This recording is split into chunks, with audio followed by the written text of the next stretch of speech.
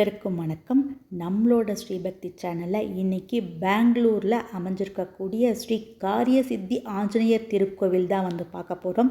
இந்த கோவில் பெங்களூர்லேயே ரொம்ப பிரபலமான, அதே சமயத்தில் தெய்வீக சக்தி வாய்ந்த கோயில். இந்த கோயில் பனசங்கரி கிரிநகர் அப்படிங்கிற இடத்துல அமைஞ்சிருக்கு.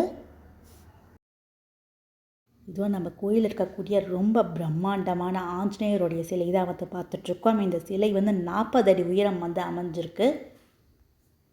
இந்த கோவிலில் பக்தர்கள் கூட்டம் எப்போவுமே அதிகப்படியாக இருக்கும். இந்த கோயில் 41 ஆண்டுகள் பழமையான ஒரு ஹனுமான் கோவில்.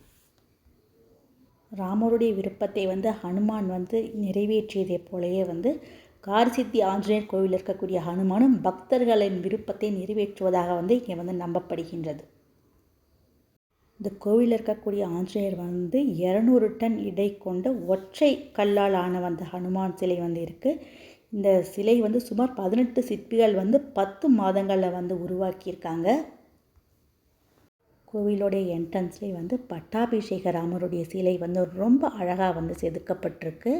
அதுதான் நம்ம இப்போ பார்த்துட்ருக்கோம். இந்த கோவிலுக்குள்ளேயே மகா கணபதி, சுப்பிரமணியர், தத்தாத்ரேயர், ஈஸ்வரன், அதுக்கப்புறம் காரியசித்தி ஆஞ்சநேயர், நவகிரகங்கள் சன்னதிகள்லாம் அமைச்சிருக்காங்க. கோயிலுக்குள்ளே ஃபோட்டோஸ் எடுக்கக்கூடாதுங்கிறதுனால நாங்கள் எடுக்கலை. ஃபோட்டோஸ் நாங்கள் கடைசியாக அட்டாச் பண்ணியிருக்கேன். கண்டிப்பாக பாருங்கள். இந்த கோவிலில் முக்கியமான வழிபாடு என்ன அப்படின்னா பூர்ண பழ வழிபாடு. அதாவது தேங்காயை இங்கே காணிக்கையாக செலுத்தி வழிபடுறாங்க. நம்ம விருப்பங்கள் நிறைவேற ஒரு சிறப்பு தேங்காய் கோயில் கவுண்டர்ஸ்லேயே கொடுக்குறாங்க. நம்ம அந்த பணம் செலுத்தி அந்த தேங்காய் வாங்கிக்கணும்.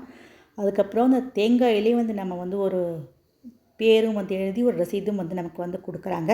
அப்படி நமக்கு கொடுக்கப்பட்ட தேங்காயை நம்ம கடவுள் முன்னாடி கொண்டு போய் வச்சு நம்ம விருப்பங்களை சொல்லி அந்த தேங்காயை அந்த கோவில்லையே நமக்கு இடங்கள் கொடுத்துருக்காங்க. இந்த மாதிரி இந்த இடத்துல அந்த தேங்காயை நம்ம கட்டிடணும். இந்த மட்டை தேங்காய் கொடுக்கும்போதே நமக்கு ஒரு ஆரஞ்சு நூலும் கொடுப்பாங்க. அந்த நூலையும் நம்ம கையில் கட்டிக்கணும். இதோடையே காரியசித்தி ஆஞ்சநேயருடைய ஒரு ஃபோட்டோ, அதுக்கப்புறம் மந்திரம், அப்புறம் இந்த விரதம் நம்ம மேற்கொள்ளும் போது எப்படி நம்ம வாழ்வியல் கடைப்பிடிக்கணும் அப்படிங்கிறதையும் அந்த பேம்ப்ளெட்டில் டீட்டெயில்டாக சொல்லியிருப்பாங்க. 16 நாட்கள் நம்ம இந்த விரதத்தை கடைப்பிடிக்கணும். தினமும் 108 முறை காரியசித்தி ஆஞ்சநேயருடைய மந்திரத்தை சொல்லணும். ஹனுமான் கோவிலில் வாரம் 2 முறை 41 பிரதட்சணைகளை 16 நாட்களுக்கு செய்ய வேண்டும். 16ஆம் நாள், அதாவது விரதத்தோட கடைசி நாள் அன்றைக்கி கோயிலுக்கு போய் நம்ம கட்டியிருக்கக்கூடிய தேங்காயை மட்டும் எடுத்துகிட்டு வந்துடணும்.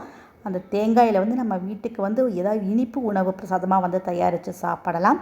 நம்ம மணிக்கட்டில் இருக்கக்கூடிய அந்த ஆரஞ்சு கயிறையும் கோயிலே திருப்பி கொடுத்துடணும்.